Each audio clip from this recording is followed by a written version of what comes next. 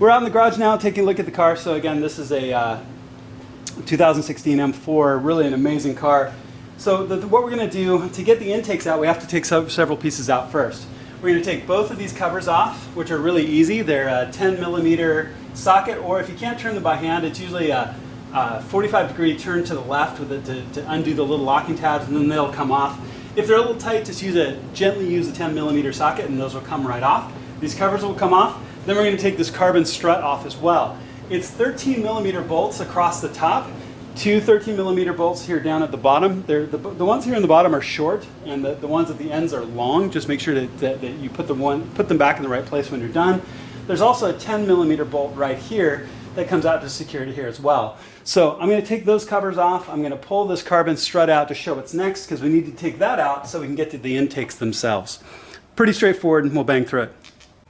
The covers are off and the carbon fiber strut is out. We want to take this first of the intakes out.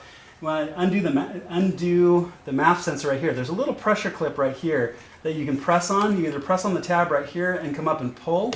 You can also get underneath and pick right at this bottom edge right here, and it'll come up and off just like that really carefully. So make sure that you get that up and off. There's also this locking band right here.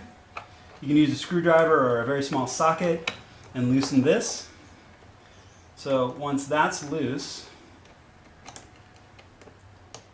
this will come off and we can lift this end of the intake out.